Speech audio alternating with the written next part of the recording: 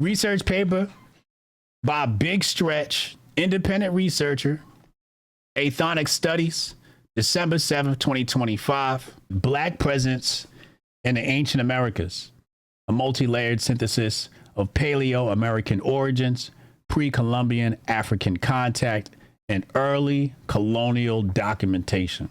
I want to start with 3.2. This is the Canary Current and North Equatorial Current form a natural maritime conveyor from West Africa to the Caribbean. This is not theoretical. U.S. Naval Oceanography Office drift studies confirm it.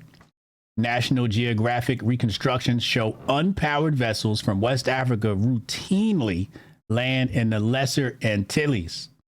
Conclusion: African arrival in the Caribbean is geographically inevitable. Here we have the Canary Current. As you can see, it's coming North Atlantic. It sweeps right over the west coast of Africa and points directly at South America and the Lesser Antilles.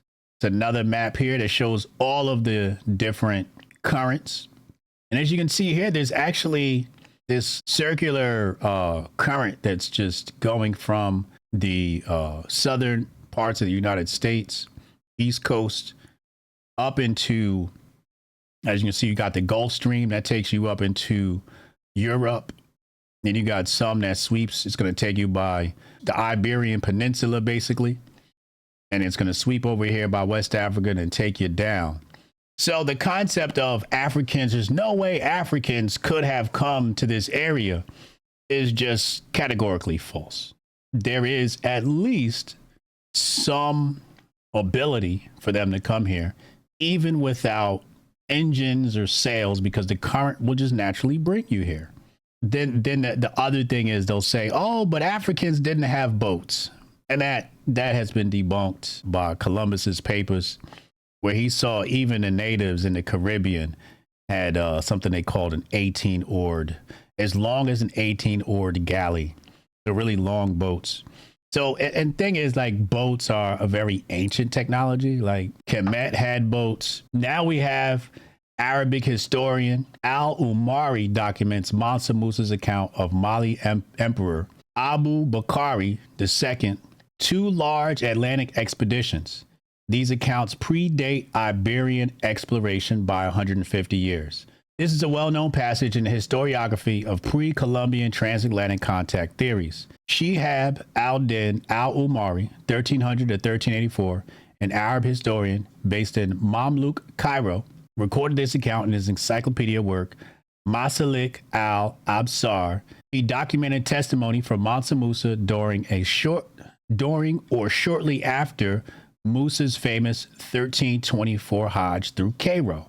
The 2 expeditions reported. First expedition is Abu Bakari. The second, this is Musa's predecessor, reportedly dispatched 200 boats. So apparently Africans didn't have boats. They only had 200 boats. It wasn't a big fleet at all, right? 200 boats into the Atlantic to explore the extent of the ocean. Only 1 boat returned, its captain reporting that the others had been swept into a powerful river, often interpreted as an ocean current, and disappeared. Now we know the currents that they're talking about. We just went over that, right? The Canary Current, etc., etc.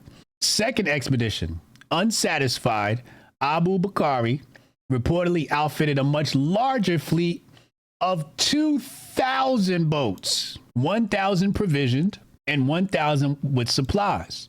Personally led the expedition and never returned, which is how Mansa Musa came to power.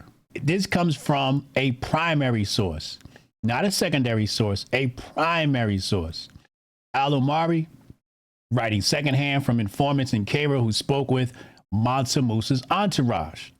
Chain of transmission: Musa, Cairo court informants, Al-Umari, multiple intermediaries. Fleet numbers: 200, 2,000 boats are likely rhetorical, conventional figures, not literal counts. River in the ocean, sometimes identified with the what? Canary Current.